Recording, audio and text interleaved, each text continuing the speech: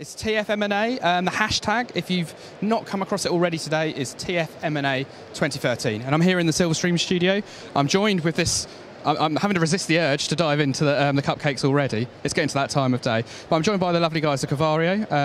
And we're going to talk a little bit about kind of, I suppose, you know, RioSEO and Covario and how you fit in the space. So Covario software system, recognise the name. Tell us a little bit more about Covario and kind of, you know, who you are and what you're about, I suppose. Fantastic. Hello, I am Reena Bowden. I am here today to represent Covario and RioSEO. And I am here with Marcos. Hi there, I'm Marcos-Richardson. I started out with Covario as a senior SEO strategist, and then recently moved over to RioSEO, which is automated SEO software, which for me is really exciting because it's the future of SEO. It basically does everything that I've always done by hand, and it just completely automates it. It's absolutely amazing. And there's been a huge amount of change in the world of search over the last sort of 18 months to 2 years. I think it's 2 years this week from the launch of Panda. You know, the Panda update, which was one of the biggest changes in it. Have you found that kind of what's required? You know, is what the SEO you did 2-3 years ago, is that quite different from the SEO you would do now? I mean, the basics, you still need to do the basics correctly. I mean, really, if you have an issue with like accessibility, if your site's can't be crawled and you've got, you know, there's no point in putting any money into it or trying to do any keyword research or anything, because basically it's just not going to get crawled or indexed. So you've got to do the basics first.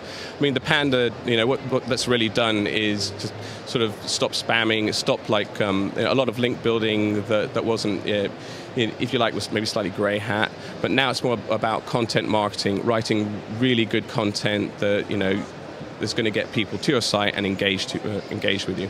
And do you think that, you know, kind of what software is placed within that? Because like you say, a lot of that was perhaps historically done by hand. You know, where are some of the ways that, you know, yourself and your software and other software solutions, where are they saving time? You know, how is it saving time? Yes, so RioSEO, our strength obviously is the automating side of the SEO. And in fact, RioSEO was named the leader in SEO platform by the independent research firm Forrester. That was just a few months ago. In fact, the research company recognized RioSEO as the only leader.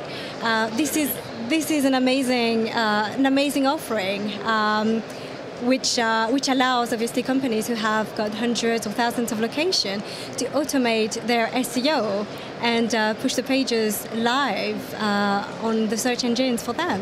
And how do you find the kind of, I suppose, the issue of the search SEO moving more towards a social kind of level, or, you know, kind of layer upon SEO? Are you finding that that's kind of making a big change to the marketplace and kind of what, you know, whereas perhaps even, I don't know, a year or so ago, if you're working on an SEO campaign, you could either run social media in a silo or not at all.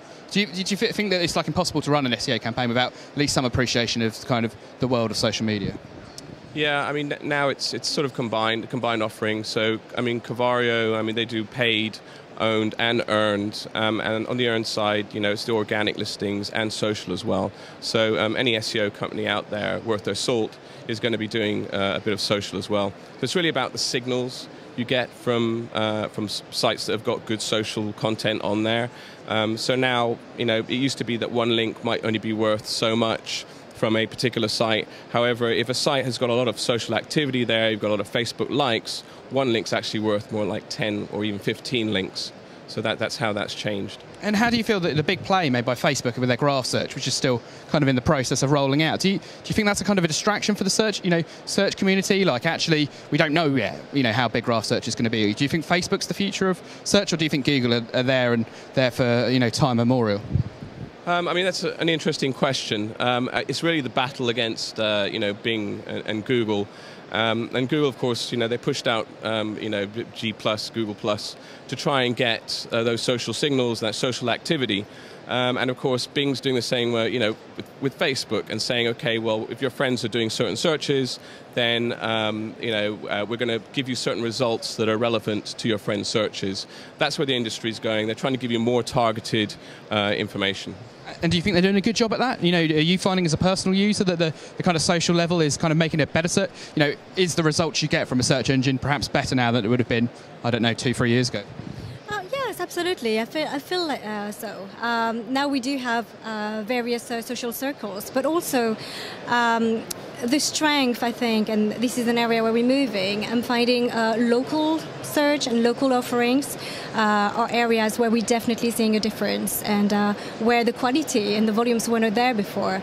I feel this is where we're heading towards today. And I suppose mobile part of that as well. You know, the connection between, you know, a local.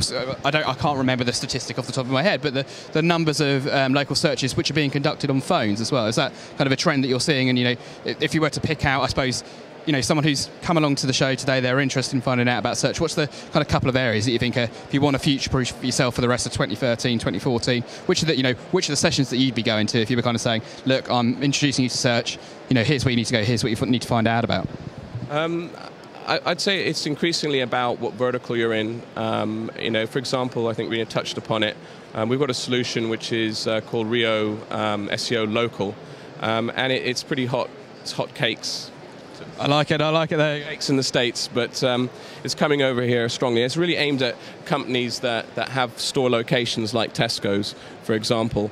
And what we do is, you know, we optimize thousands of pages in one go, and we put those out without any issues of duplication, and they're fully optimized, and we get local searches. So when people do a local search in London and they're looking for their local Tesco's, they don't have to type in Tesco's, they might type in supermarket.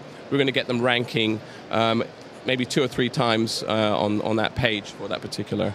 And have you seen kind of, there's the updates like Venice, you know, which is kind of favouring local. So like you say, you although you search for supermarkets, Google know either on your mobile, either because you're logged in, they know where you are, and they're kind of starting to show results that wouldn't rank for supermarket, but might rank for London supermarket, or probably not London because it's too big an area, but you know, Earl's Court supermarkets. Do you think that, you know, is that a good trend? How do you optimise for that? You know, how should people be responding to that general trend? Or is it just do your job right, get it well optimised, get it well marked up, get it kind of unique? Is that the challenge, or is there more that people need to do than that?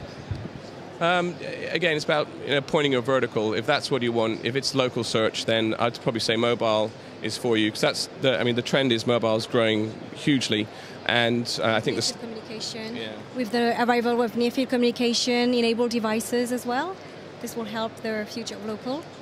Fantastic. And, you know, is there particular, you know, what about attracts you to TFMA as an event? Is there kind of something that, I know there's 11,000 people here, which I suppose is kind of always good from a networking perspective, but is there kind of particular aspects of the programme or kind of the content that kind of really drew you guys to get involved?